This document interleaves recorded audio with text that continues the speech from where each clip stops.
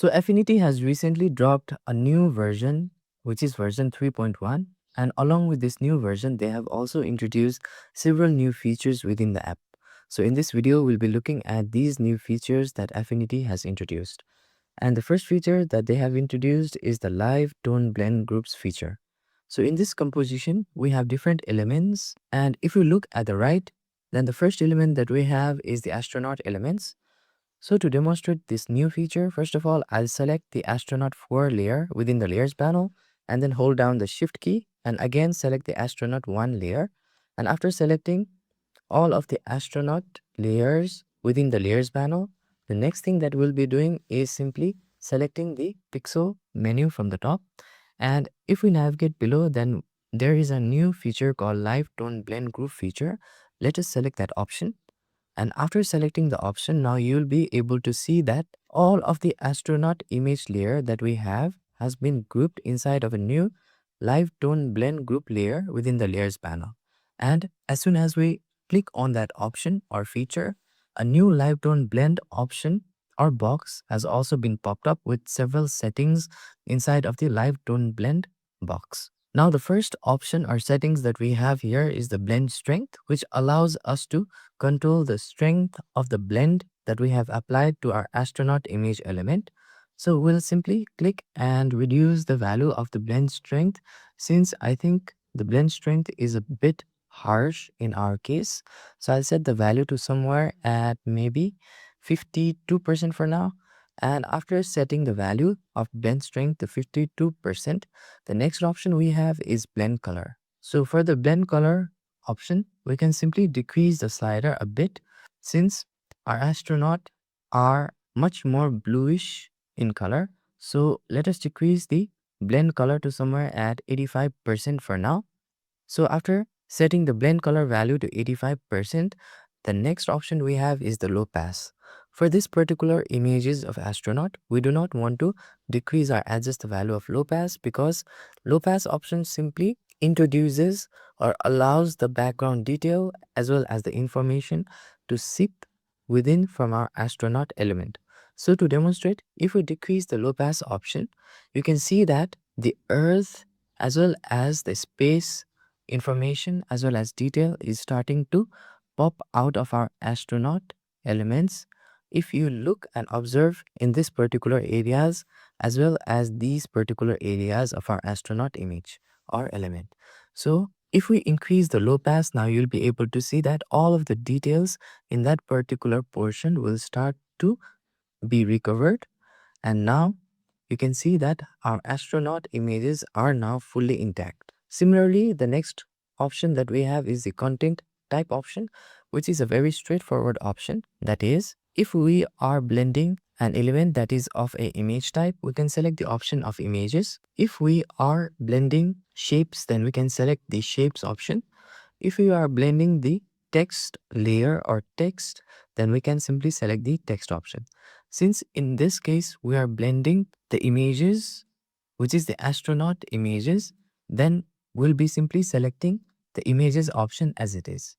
Now, in order to commit, I'll close the live tone blend box. So now this has beautifully blend our astronaut images with that of the overall color tones as well as ambience of our composition. Now let's move on to our next document. So inside of the next document, we have this particular image where our subject is dancing. So the next feature that we have is the new tone brush tool. So to access the new tone brush tool, first of all, we'll switch our studio to the Pixel Studio. And after switching to the Pixel Studio, let us navigate to the left within our tools panel and select the adjustment brush tool by clicking and holding it. And inside of it, you'll be able to see the new tone brush tool option. Let us select the tone brush tool option. And after selecting the tone brush tool option, you can see that our tooltip or cursor has changed to the brush tool. Now, what this tool allows us to do is it simply allows us to add dodge and burn to our images, or in simple understandable form, it simply allows us to add highlights and shadows to our images. So for example, by default, we can brush over our images and it will simply apply the highlights or dodge to our image. So to demonstrate, if I simply brush over our subject like so, you can see that now it is applying those highlights to our subject like so. So I'll simply brush over the few edges or lines of our subject like so, and brush over few of the areas inside as well. So after we have brushed over our subject to add the highlights or dodge effect, now you can see or observe inside of the layers panel that a new dodge and burn tone layer has also been created within the layers panel. So this indicates that this new tool works completely in a non-destructive approach, which is one of the best practice when editing images inside of Affinity.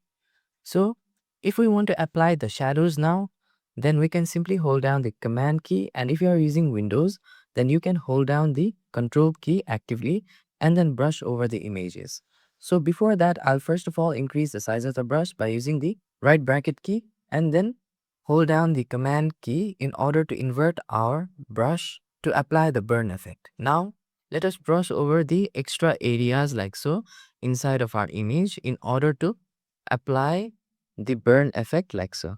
You can see that we can simply brush over few areas like so outside of our subject within the image like so, and it has applied the burn effect. And now what we can also do next is we can also decrease the size of the brush first, and after decreasing the size of the brush, we can hold down the command key once again and then brush over the few extra areas or portion of the image like so. And after brushing over the extra areas and portion, we can also brush over the other areas that we have left out like so.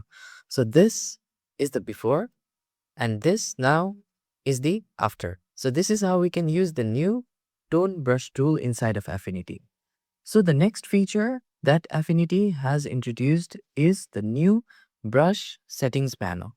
So if we right click on any point inside of our canvas or the Affinity UI, then we'll be able to access the new brush settings panel, which has different properties and options where we can control the settings of our brush that we have currently selected.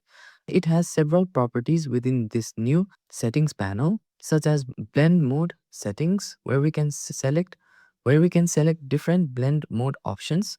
We have different other properties like size, opacity, hardness, and flow, which we can adjust accordingly. And if we want, we can also adjust our brush manually by clicking this particular icon like so, as well as changing the direction of our brush like so by using this point at the top. So in addition to that, we can also change the category of the brush type by selecting this drop down at the bottom and changing the category from this category option.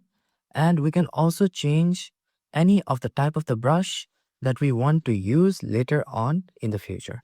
So if we want to get rid of the new brush settings panel, we can simply click outside of it, and now you can see that the new brush settings panel has been disappeared. And we can access this new brush settings panel by actively selecting any of the brush tools from within the tools panel. Now, the next feature that Affinity has introduced allows us to convert a selection to vector. And before using this feature, first of all, let us select our background image layer within the layers panel and then select our move tool. I'll select the V shortcut key in order to select the move tool and then make the selection of our subject by using the select subject option right here.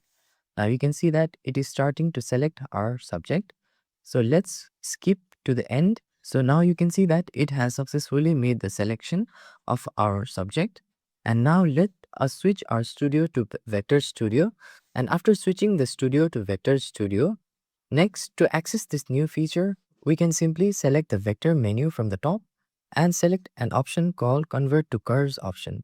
Now you can see that after selecting the option of Convert to Curves, the selection has been successfully converted to a vector shape. So this new feature simply converts our selection easily and quickly to a vector shape, which we can further tweak as per our preference or even change the color of. So I'll simply select the green color right here in order to change the color of our shape.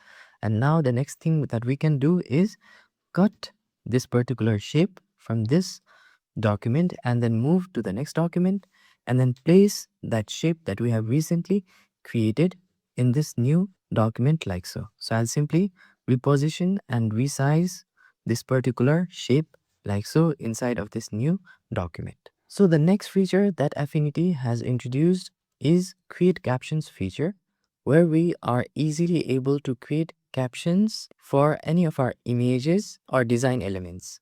So if we simply click on this particular image of a bird and then select the layer option or the layer menu from the top, you can see that we have an option called add caption. Select the add caption option from this particular options, and then you can see now that new caption has been automatically added to this particular bird image. So we can tweak different settings of this caption. So first of all, let's start with adjusting the size of our caption. So for that, I'll change the option in the paragraph style property to heading 1, which will increase the text size like so. And similarly, we can play around with different other settings as well, such as alignment settings, counter type settings, format settings, and more. So I'll set the alignment settings to left of object to move our caption to the left side of our image like so. And now, in order to commit, we can simply click on the OK button.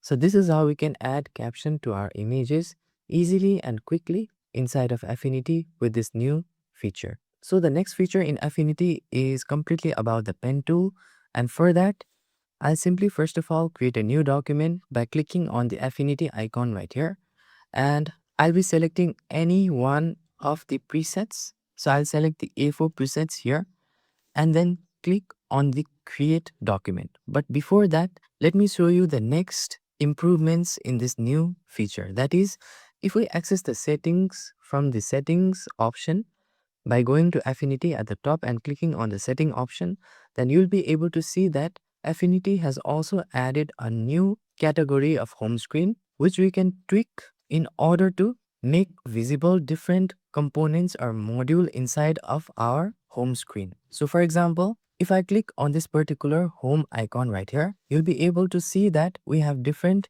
tabs that are by default visible. So if we access the Affinity option from the top left and select the settings option, then from within this new home screen category, we can simply check the checkbox for the module that we want to display and for the module that we do not want to display. In addition to that, we can also adjust the order by simply clicking and dragging it like so. And this will simply now swap our order of the tab that you can see here. Now, in order to commit, we have to close the settings box as well as the Affinity app altogether and then reopen it once more in order to view the changes. And similarly, the next new feature that Affinity has introduced is within the user interface category, where you can see that Affinity now allows us to switch our UI style as well, where there are few options like switching to dark mode or light mode or switching to the default OS mode like so. So I'll set the option to default OS mode for now, and then after setting the option to default OS mode, I'll simply close the settings box now. Now since we are creating a new document here, I'll simply click on the plus icon, but before that let me click on the close option to close the low battery option, and now I'll select the A4 preset and then click on the create document to create a new document like so. So the next new feature is everything about the pen tool, and in order to demonstrate that, first of all, I'll simply switch back to the Vector Studio mode, and within from the Vector Studio mode, I'll select our pen tool. So you can also use the shortcut key of P to select the pen tool, and now let us simply click and draw around like so in order to create new lines with the pen tool. So you can see that a new stroke or line has been created with the pen tool, and within the pen tool, the new feature that Affinity has introduced is whenever we are making any shape or creating any path with a pen tool, then we can easily navigate back and click on any particular previous points in order to get rid of it. So let's say if I want to get rid of this particular point right here, then we can simply click on it like so by actively selecting our pen tool. And similarly, if we want to change the type of our point from curves to a point type, then we can simply hold down the Option key and then click on any of the point like so in our path, and this will now change our point to a point type. Similarly, to get out of this particular path editing mode via the pen tool, we can click on the Escape key, and now you can see that we are out of the path editing mode through pen tool. Now let us get rid of our foreground color, and for that I'll simply click on the / key inside of our keyboard and again draw a new path like so. So I'll simply click and drag like so to draw a new path, and simply click and drag like so to draw a few other paths like so with the pen tool.